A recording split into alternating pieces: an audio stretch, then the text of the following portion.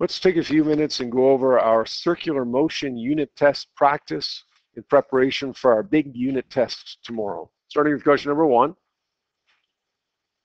1,200 kilogram race car makes 3 revolutions around a circular track of radius 300 meters in 2.5 minutes. What's the centripetal acceleration? What's the centripetal force?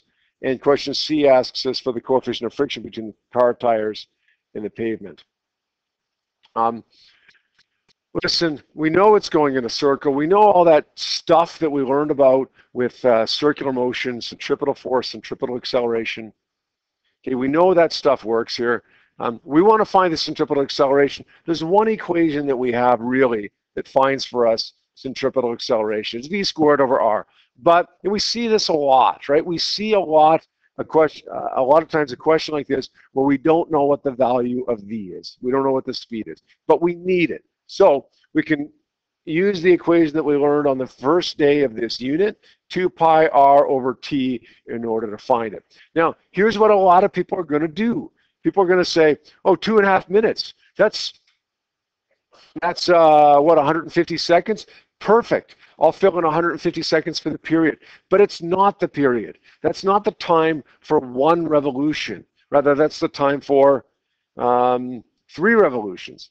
So if you want to find the period, you're going to say it's the time over the number of revolutions. So we're going to say it's 150 seconds divided by the number of revolutions, which is 3. That gives me a period of 50 seconds. So keep that straight, please. I don't know how many people mess up on the period of this. Either say it's 150, or they might say it's 3 over 150 and get whatever they get for that.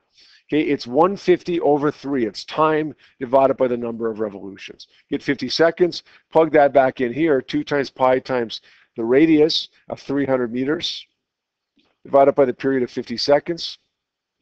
That gives us a speed of 37.6991. And then we're going to plug that into here. Don't forget to square the speed, 37.6991. divided by 300 meters, and we get a acceleration here to 3 significant digits of 4.74 meters per second squared. Watch out for little things like maybe you're given the diameter instead of the radius. You're not in this question, but maybe on tomorrow's test, bless you. Maybe tomorrow's test you are given the diameter. Of course, you divide that by 2. Maybe you're given the radius in in centimeters as opposed to meters, or kilometers as opposed to meters. Make sure you convert it to standard units of meters. Okay, again, for period, okay, make sure you're in seconds as opposed to minutes, and so on. Okay, that's out of 3 points right there. For question B, we wanted to find the centripetal force. All I did for this was said m times a. I said the mass here is 1,200 kilograms times the acceleration of 4.7374, the unrounded number there, and I ended up getting 5.68 times 10 to the 3 newtons. Some of you did that as well.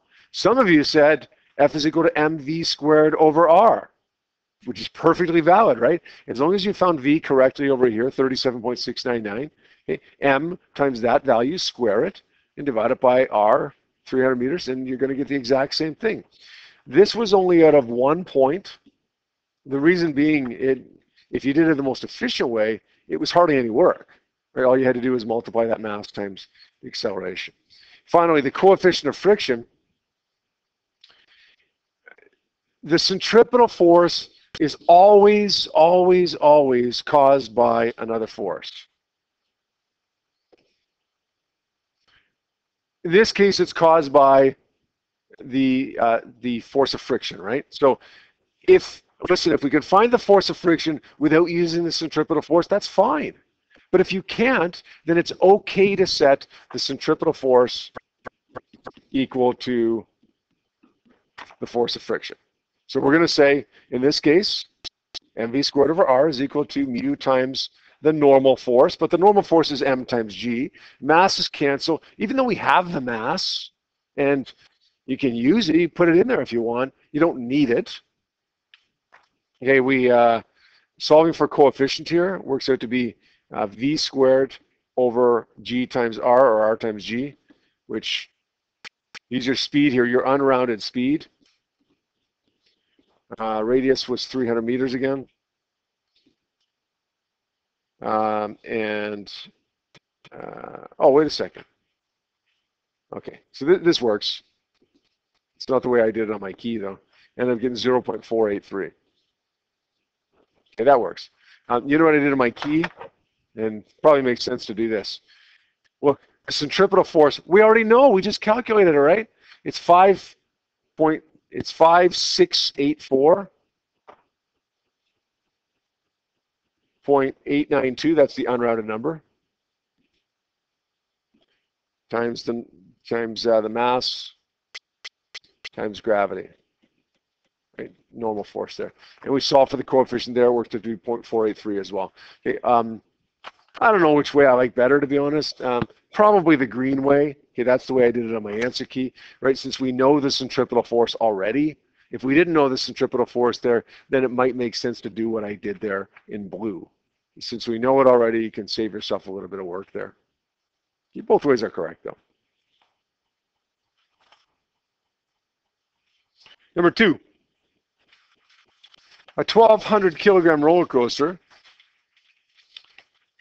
is moving around a vertical loop with a radius of 12 meters. We want to determine the minimum speed that it can be traveling so that it doesn't fall out of the loop. Listen, we do this assignment here. We know that we're going to see a lot of these questions on tomorrow's test with different numbers, right? Slightly different setup. Like, and there's nothing that you can be more confident on than a question like number 2. Right? We're going to get a vertical circular motion question on tomorrow's test. It's 100%. Like, we know that, right? And every time we do, we draw a free body diagram, or at least we're supposed to, where we have a normal force equal to the force of gravity. And we say F net is equal to the sum of those forces, the normal force plus the force of gravity. Now, because we're looking for minimum speed, then we said Fn equal to 0. But that's not always the case, right? Question B or C, we're not setting Fn equal to 0 because we're not looking for min speed. Min speed, though, Fn is equal to 0. mv squared over r is equal to m times g. Masses end up canceling. Looking for speed, it's negative because the centripetal force is acting downwards. Negative v squared over 12 equals negative 9.81. Solve for v there, it works out to be 10.84988 meters per second, or we round that to 3 significant digits, 10.8 meters per second. So that was out of 3 points.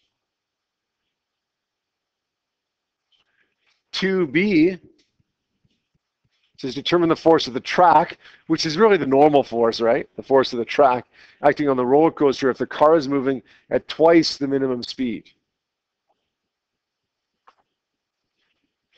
Well, once again, 2 forces, Fn and Fg. Once again, the sum of those forces. Once again, mv squared over r equals the sum of those forces.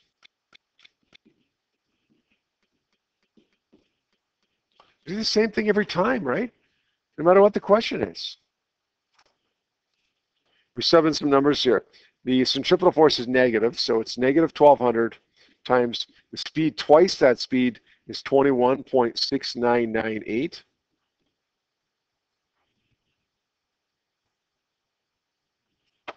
Let's square that. Divide it by the radius of 12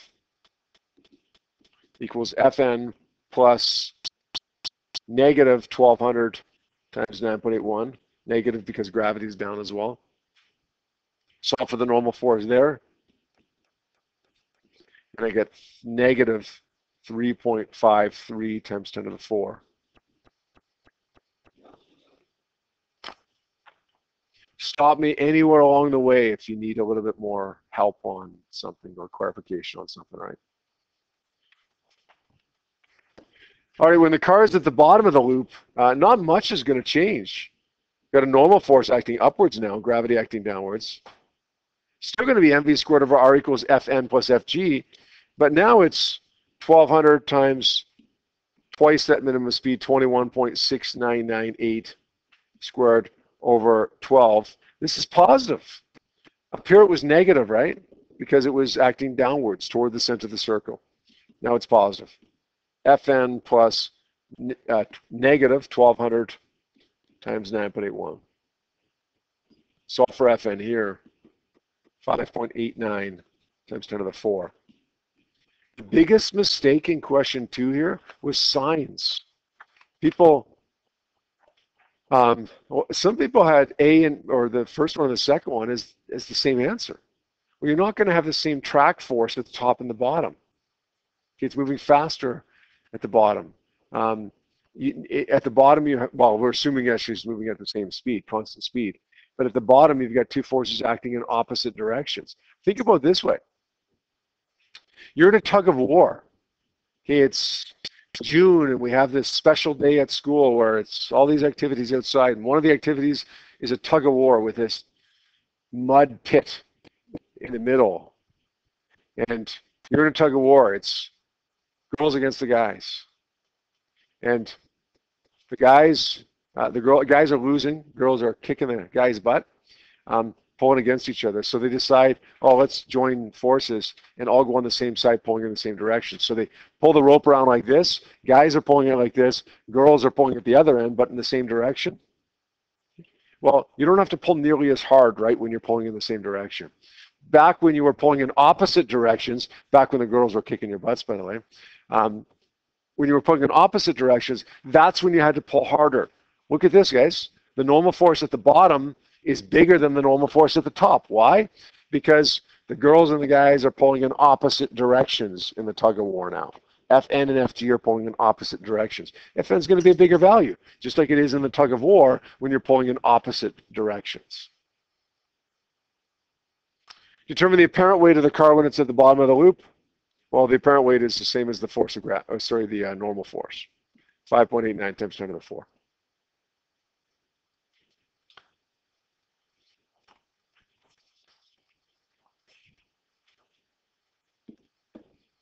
Question 3.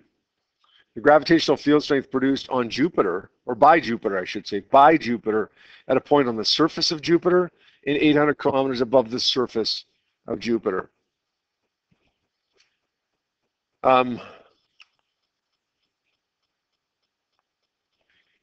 We need to know the mass of Jupiter and the radius of Jupiter, but that's given to me on the front of this page, front of the assignment, right?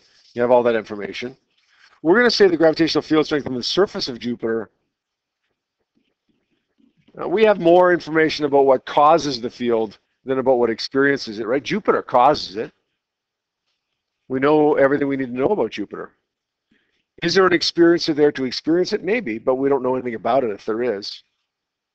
The mass of Jupiter is 1.90 times 10 to the 27, and the radius of Jupiter is 7.15 times 10 to the 7. We're going to square that. Gives me 24.8, and the units for that are newtons per kilogram, meters per second squared, either one. I was pretty lenient on significant figures on this, pretty lenient on units as well if you missed a set of units. On tomorrow's test, obviously, we take off a half a mark every time you mess up on something like that. So be aware of that, right? I tried to make a note when you made a significant figure mistake or a unit mistake, but that wasn't the thrust of what I was trying to get across with this assignment, so I didn't take up marks for it. Tomorrow I do. 800 kilometers above the surface of Jupiter. Jupiter is still an experiencer. It's still an experiencer here. Sorry, a producer, I should say. We still use the same information about Jupiter, except that now we're above the surface. So the R value, instead of being 7.15, is 7.15 times 10 to the 7 plus 800,000 meters. Make sure that it's not 800, it's 800,000 because we got to be in meters. When you do that, you get 24.2. If you get a number that was the same or bigger, you know you're wrong. The higher up you go, the weaker the field is going to be, right?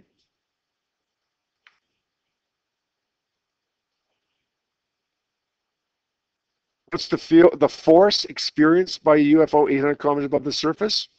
Well, two options here. This is what I did. It's what a lot of you guys did as well. The 300 kilogram UFO, it's mass times G, right? We know what G is. It's 24.2. We end up getting 7.27 times 10 to the 3 newtons. Now, here's what some of you did, which is absolutely fine. Remember, we said this is always valid for finding the force of gravity if we know what G is, right? G is not always 9.81, but since we already know that it's 24.2 here, this works. But the other option, this one always works. Mass 300 kilograms times the mass of Jupiter divided by this number, 7.15 plus 800 squared. And you should get the same thing there, 7.27 times 10 to the 3 newtons. How many people did method A? Okay, method B? About half and half. Whatever, both work. 5. The International Space Station orbits around Earth at an altitude of 360 kilometers above the Earth's surface. Pay attention to that, right? What am I telling you there, really? What am I telling you got to do there? Nick? Good. Good. We have to add the 360 in meters to the radius of the Earth because we don't want the distance to the surface. We want the distance to the center. So we're going to say it's a satellite here, and we know what to do with satellites, right? We learned that on Thursday. FC is equal to FG. We're saying MV squared over R equals G M1 M2 over R squared. M's cancel. What mass am I left with here?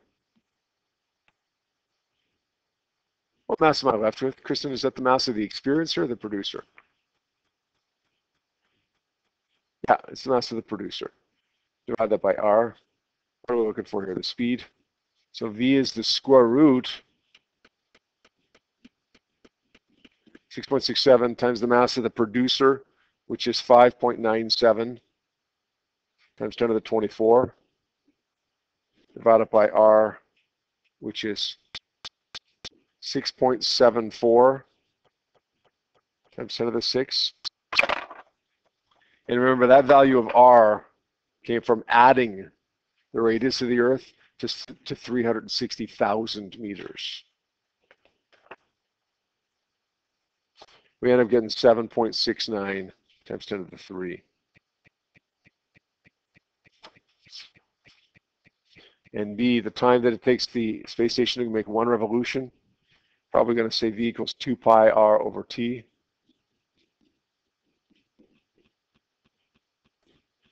Got R, 6.74. Just solve for V. Solve for the period there. 5.51 times 10 to the 3 seconds. So that's about an hour and a half. Remember the other day when I showed you the website where you could look up the sightings, the International Space Station sightings above Okotoks? And I don't know if you noticed it, but there were often several sightings per day, like a few of them overnight. And then there would have been some during the middle of the day as well, but they don't list those because you can't see them, right? If it's not dark, you can't see them, so they don't list those. It goes overhead several times per day if it happens to be on that path, that flight path. The reason it does that is because it makes one revolution around the Earth in an hour and a half. So that means it would make somewhere in the range of, what would that be, 14? Somewhere in the range of 14 revolutions around the Earth per day. Orbital period is 5,000 seconds, so it goes pretty quick. 30,000 kilometers per hour, right? 7.69 times 10 to the 3 meters per second. It's going to make quite a few revolutions around the Earth in a day. All right, last question. Last question, number 6. 3 objects are placed in a row. We got a 100 kilogram object right here. We have a 150 kilogram object right here. We have a 160 kilogram object right here. We want to find the force of gravity acting on number 2. So number 1 pulls it this way. Number 3 pulls it this way. Draw those forces, please. Draw those forces. And then calculate them. F12 is G M1 M2 over R squared. When you do that math, you get, I believe, 1.0005 times 10 to the 8 newtons. F32, same deal, right? Except different masses here. 1.6008 times 10 to the negative 8 newtons. And finally, we got to add them up. You guys did a real good job on this.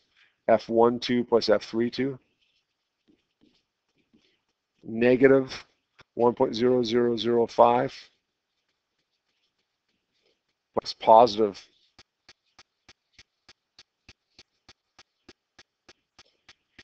And I get 6.00. 3 significant figures.